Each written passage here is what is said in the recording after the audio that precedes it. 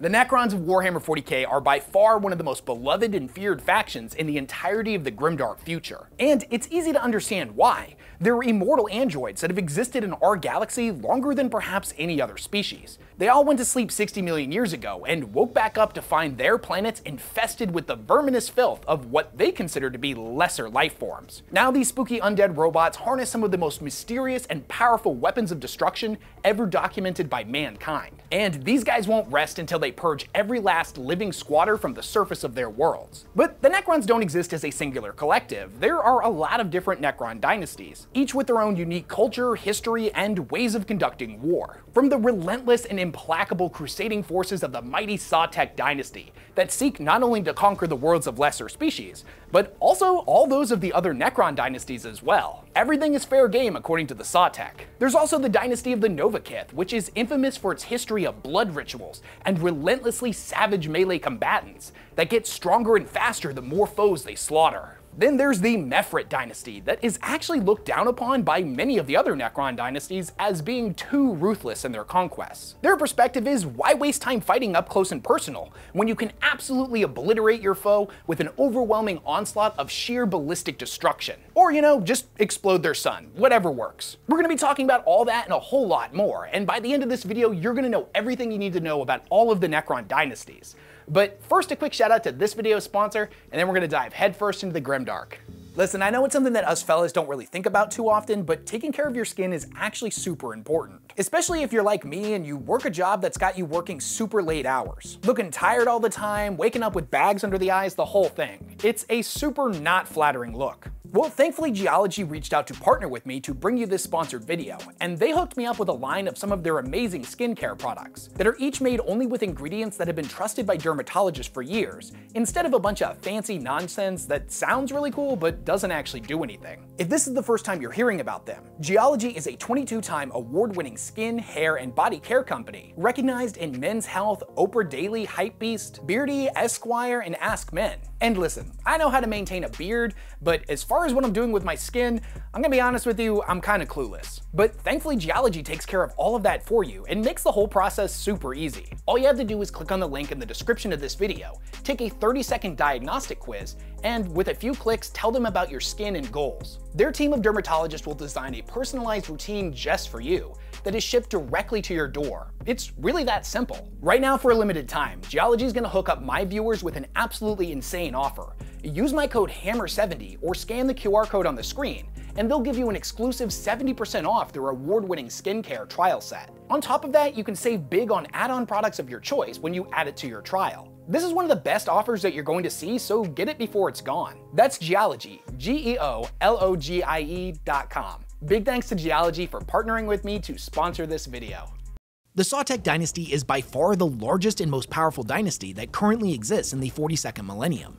Now, this is in no small part due to the relentlessly aggressive expansion efforts of its pharaoh, Imhotep the Stormlord, who maintains a join us or die perspective when it comes to Necron diplomacy. The dynasty's crown world is known as Mandragora the Golden, and it is said to be the physical embodiment of the spirit of the Sautekh. It is a dire and grim world, macabre in its magnificence, and fortified to such a ridiculous degree that the idea that anyone would even conceive of mounting an invasion against it is an impossible and somewhat hilarious jest. Not only is Mandragora the center of the Sautekh's military power, but it is from here that the dynasty orchestrates its galactic conquest. It's important to remember that their crown world is not the only world they control, as they have over 80 different tomb worlds, as well as hundreds of other planets that were originally controlled by lesser species and they have subsequently conquered. They've managed to conquer this much in only a couple of centuries, and this probably wouldn't have been possible if it hadn't been for Imhotep the Stormlord, who seized control for himself when the first Sautekh Necrons began to wake up. And if you want to know more about this awesome character, I actually did an entire deep dive specifically on him and his history, so you should definitely check that out after you watch this video. I'll throw a link in the description and I'll have it posted at the end of the video as well. For the Sautekh Dynasty, enough is never enough. They're constantly seeking to raise more fleets, amass more armies, and conquer even more planets. The Great Stormlord will not rest until all of the Necron dynasties are unified under his banners, and the verminous filth that have come to inhabit the galaxy since the days of the War in Heaven are utterly and entirely eradicated. No matter what dynasty they come from, Necron nobility is not immune to entering bouts of petty squabbling and never-ending political wars, much like humans of the Imperium. They are a proud, egotistical, and arrogant species, and most often believe their dynasty's specific culture and way of life is superior to all others. That being said, all-out war between the dynasties in order to conquer their territory is relatively rare, but that's not the case with the Sautekh. They do not limit their conquest to only worlds inhabited by lesser species, as everything that finds itself in the path of its war fleets is fair game. And due to their immense power and numbers, practically all of the other dynasties either outright fear the Stormlord's armies, or at least respect him as a hunter might respect an ecosystem's apex predator. When the Sautekh come across another dynasty-controlled world, its pharaoh has a choice to make. Either bend the knee and replace the banners with those of the Stormlords, or be broken down piece by piece and assimilated by force. Imhotep is a generous pharaoh, and to those who show subservience, he rewards greatly. To all those who oppose him, however, he is utterly ruthless. When you try to directly compare the Sautekh Empire to the entirety of the Imperium of Man, their 80 such tomb worlds and a bunch of random planets they've conquered is pretty small by comparison. But considering they only woke back up a few centuries ago and have already managed to gain that much territory, it's logical to think that their military strength is expanding exponentially the more territory they manage to conquer. If they're not stopped within a few more centuries or even millennia, they could end up becoming an apocalyptic level threat. Over the last couple of decades, within Warhammer's lore, the Sautekh were always seen as the biggest, baddest, and strongest of all the Necron dynasties.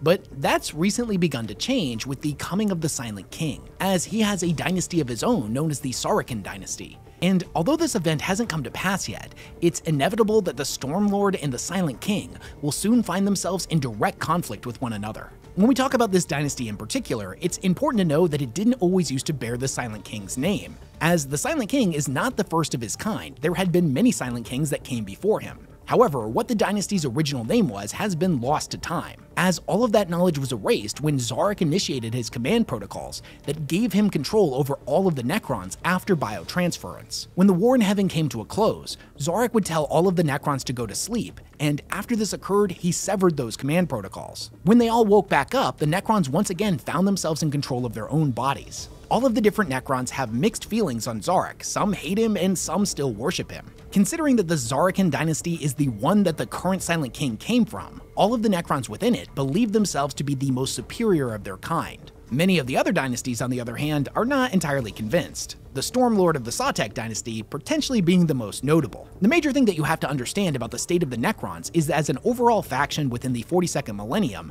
the vast majority of them have been asleep for over 60 million years, and a lot can happen during such a long period of time. Some dynasties were completely wiped out while they slept, whether due to vengeful Eldari raiders, new species that arose on the planet's surface and subsequently ended up wiping themselves and the planet out, or they may have been victims of a freak geological or astral phenomenon that ended up tearing the world apart. Although rare, some dynasties did emerge from the Great Sleep relatively unscathed, while others like the Szarekhan Dynasty suffered untold devastation without being completely pushed to extinction. Even worse still, when many of the other Necrons began to wake up, many of them ended up blaming the Silent King and thus his dynasty for the horrors they had faced during the War in Heaven, and the subsequent downfall of their entire species due to the deals he made with the C'tan. Many of them would end up taking vengeance on the sleeping Szarekhan, inflicting even further devastation on the wounded dynasty. Despite all of this, the nobles of the dynasty remained confident in their own superiority, and believed with an almost fanatical devotion that the Silent King would indeed one day return and reward their loyalty. Some Necrons believed this to be nothing more than wishful thinking, while others secretly feared the possibility that their prophecies may eventually come to pass. Here's the thing about that superiority complex of theirs: it may actually be true. For one, there's this neutral faction known as the Triarch Praetorians that work throughout all of the other dynasties, but ultimately it's said that they only truly answered to the Silent King himself, and only offered their services when whatever the dynasty is trying to do would ultimately align with the Silent King's goals. They would frequently throw their support behind the Necrons of the Szarekhan Dynasty in particular, and would even assist them when going to war against other dynasties. On top of this, their cryptechs are somehow able to create weapons, armor, and war engines more powerful than those of even the strongest dynasties. And finally, their tomb worlds and repair facilities seem to operate with greater finesse and efficiency than any others. The strangest part of all of this is that even the lesser dynasties that would end up joining them would soon start displaying these same remarkable abilities. On one hand, we can assume that the Szarekhan Dynasty has access to knowledge that the others do not. But the lore tells us that this is not exactly the case, and something almost supernatural is manifesting amongst themselves and their allies. There's some kind of buried techno-wisdom deep within a Necron subconscious that is only unlocked when they pledge themselves fully to the Silent King. This may be a final promise by the man himself to the people he ruled over, that no matter what happened to them, they would always endure. Their beliefs would eventually be vindicated, as the Silent King did in fact return in the 41st millennium. With the prophesied day having finally come to pass, the Szarekhan Dynasty stands atop a vast hoard of ancient treasures, super weapons of inconceivable destructive ability, and indomitable armies ready to march out and reclaim the galaxy for the Necron people. Many dynasties have either been absorbed by the Szarekhan or have willingly allied themselves with the supreme ruler of all Necrons. All those who resist automatically declare themselves as opposed to his will. And in such troubling days, there are many Necron nobles who would willingly surrender their power to feel the unity and validation of a tyrant's hand on their shoulder once again. The Stormlord, however, of the Sautekh Dynasty, views the Silent King as a traitor, an individual that was responsible for their species' downfall and the apotheosis into their undying wraith-like forms. He has sworn to stand against the Silent King and his dynasty, and eventually, a cataclysmic event will come to pass when both of these titanic forces end up bumping into each other.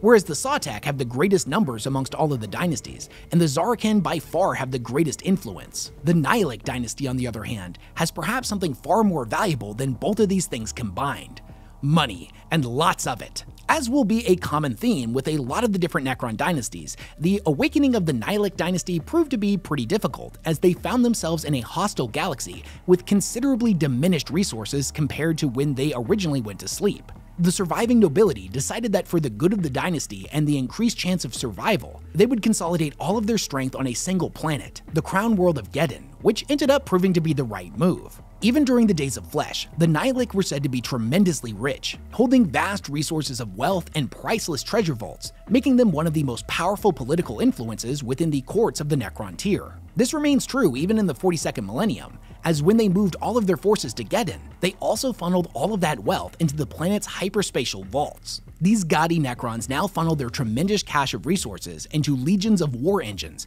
and raise ever more mighty defenses, while equipping their warriors with the finest Necron weaponry imaginable. When the lesser races sought to challenge them, they hurled army after army against their newly fortified borders, and each and every time, they ended up being repelled with devastating casualties. No matter what dynasty they come from, Necron nobles tend to be pretty arrogant and petty, but for the aristocracy of the NihIlakh Dynasty, this is pushed into a completely different strata. Every perceived slight, whether real or imaginary by lesser species, would be answered with utter annihilation. Out of all of the NihIlakh's great and terrible treasures, perhaps their most valuable is the preserved head of a Yith seer. This ancient relic allows the Necrons that use it to peer into the schemes of the future to determine outcomes that would be most beneficial to the dynasty. With this remarkably powerful prescient ability, the NihIlakh would always strike precisely where and when they needed to in order to crush any interlopers. Whereas in the early days of the dynasty's reawakening, they focused entirely on defense and creating an impenetrable bastion from which to garner strength, they have begun to utilize the Yith Seer's head to instead go on the offense, marching out to conquer new territories before reinforcing them with Noctilith pylons before advancing out again.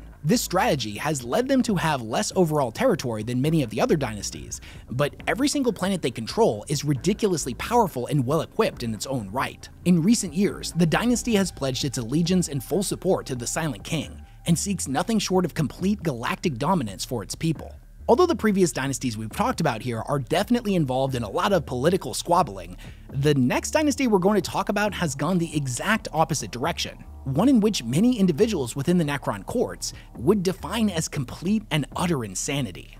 Even during the times of flesh, before biotransference, the Novokh Dynasty stood apart from the others and was infamous for its sheer barbaric brutality. They practiced long and elaborate blood rituals, and their armies were said to be utterly horrifying to face in battle. Even now, within the 42nd millennium, old habits tend to die hard, and the Necrons of the Novokh are perhaps the purest form of Necron terror made manifest. The galaxy is no stranger to horrifying armies that drench themselves in blood and methodically butcher their way across the killing fields. But it's one thing to see sentient creatures made of flesh doing this, and an entirely different thing when it's done by glass-eyed androids that conduct their butchery with not only the skill of the galaxy's most esteemed surgeons, but a cold, logic-driven mathematical approach to murder that is completely alien and seemingly impossible to comprehend. It's as if war to them is less a battle for honor and territory, and more like a hyper-advanced industry of slaughter. They offer no quarter and no mercy for their victims, hacking all that stand before them apart like lunatic butchers set loose in a pen of livestock, their brutality only ceasing when their armies are completely drenched in gore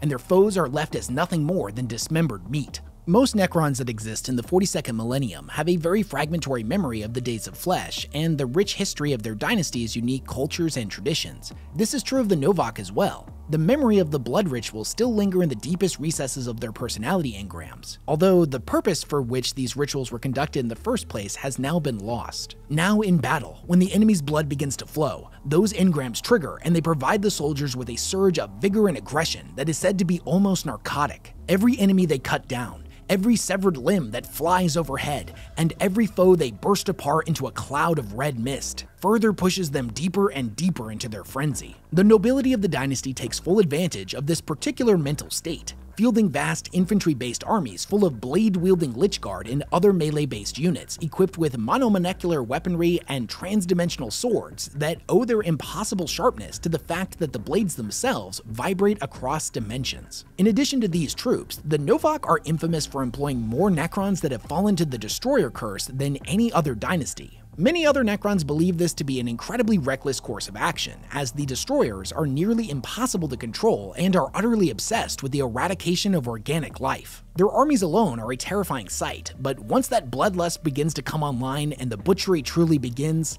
the might of the dynasty is fully revealed in a gory, blood-drenched brilliance. Their armies marching out across the stars to slaughter greenskins and human alike, with no sign of slowing down, until every system is drenched in blood. If the Novokh Dynasty is famed for its brutal and relentless melee combat strategies, then the Mephrit exist on the exact opposite end of the spectrum and harness the full might of the Necron's superior technology into weapons that can bring about the death of multiple worlds with each and every shot.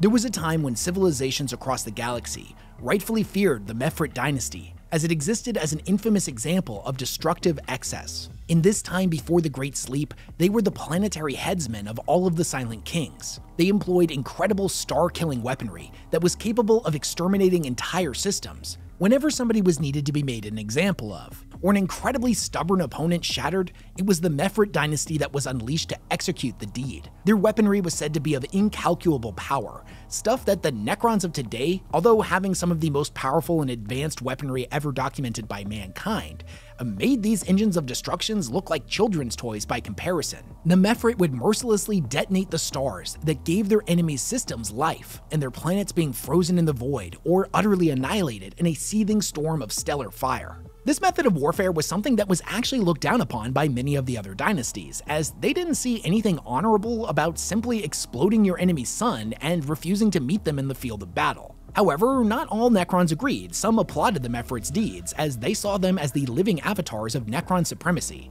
Now, regardless of any individual dynasty's personal opinions on them, none could argue with the results, as countless interstellar campaigns were swiftly and decisively concluded as soon as the Mephrit got involved. They didn't seem to care what other Necrons thought of them, as from their perspective, to be feared was equal to or even superior than being respected and honored. When we pick back up with them in the 42nd millennium, like with many other dynasties, their power is only a fraction of what it once was, as most of their tomb worlds had been destroyed by the time they woke back up, and their Pharaon had been killed by Eldari infiltrators. But by far the greatest loss that the dynasty suffered was that the system-killing superweapons that they had originally employed had all but been completely destroyed, having fallen victim to the passage of time or picked apart piece by raiders that didn't know what they were. The dynasty is currently leaderless, and thus many ambitious nobles have thrown their hat in the ring in an attempt to gain control and become the new Pharaon. No matter how many wars each of these individual nobles win, or whatever acts of grandeur they may bring to fruition,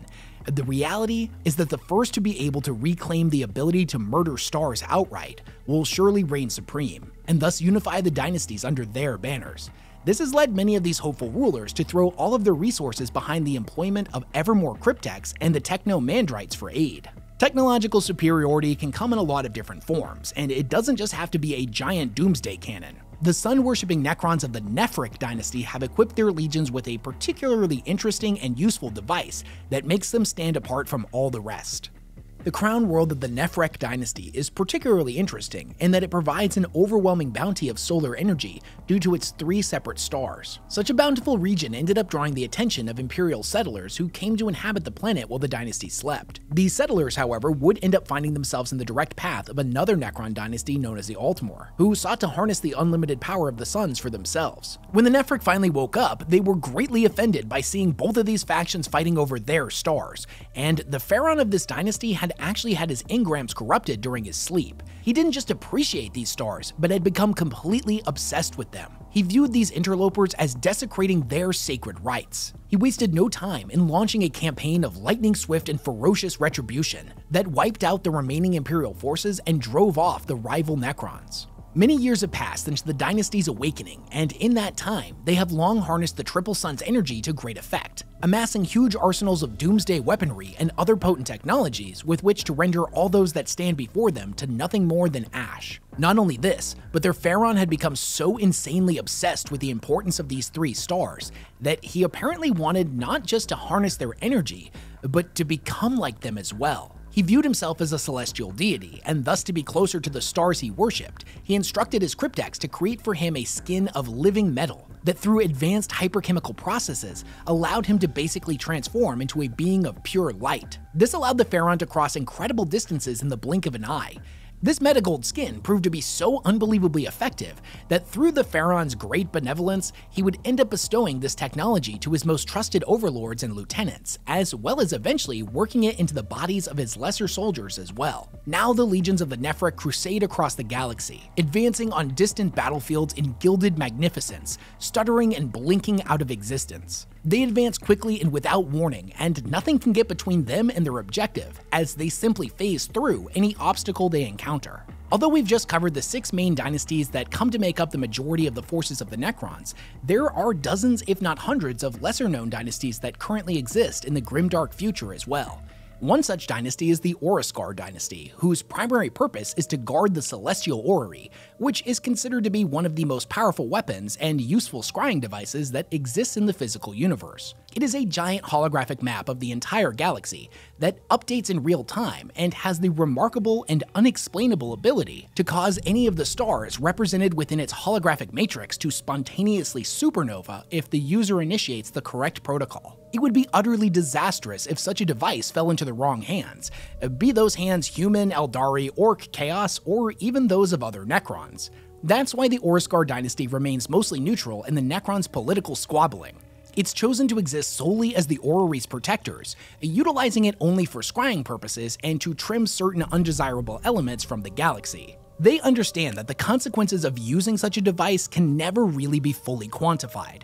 And it's a common saying in the real world that if you were to go back in time and step on a butterfly, you could completely alter the course of history. Causing a sun to spontaneously supernova is like that on an incomprehensible scale. They have so much respect for this device that using it as a weapon is almost never done. There's another smaller dynasty known as the Sautekh Dynasty, whose core worlds exist in a region of space within Segmentum Pacificus, and this area is filled with radiation-emitting void rifts. Now, the cryptex of the dynasty have studied the rifts for multiple millennia and have learned how to harness this seemingly unlimited supply of radiation to further enhance the dynasty's weapons and soldiers, causing each and every one of them to shimmer with an unnatural glow.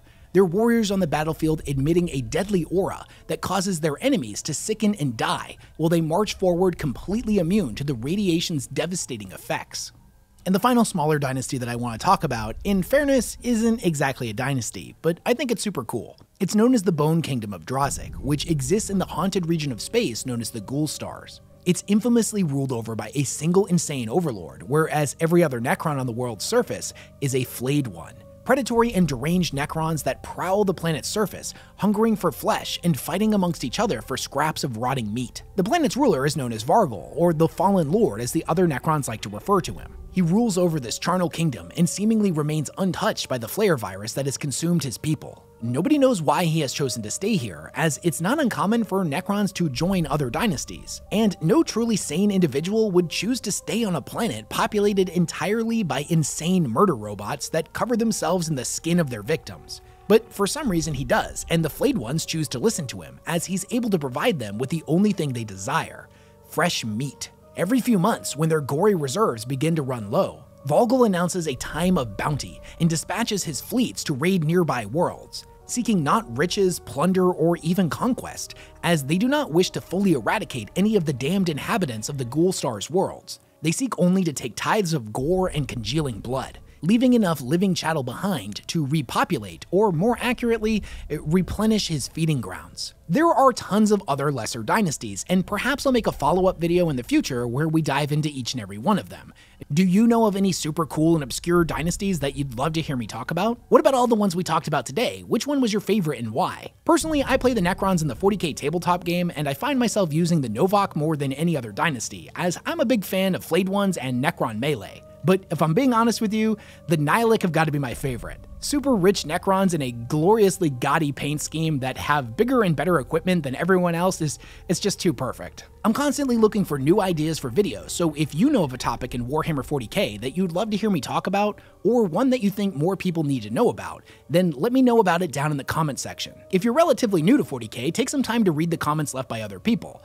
This universe is massive, and there isn't a single person on the internet that knows all of it. Hearing about cool new stuff from people who have read different books than me is always how I get turned on to super interesting new things to research. Anyways, that's all I had to say about the Necrons today, so I'll catch y'all in the next one.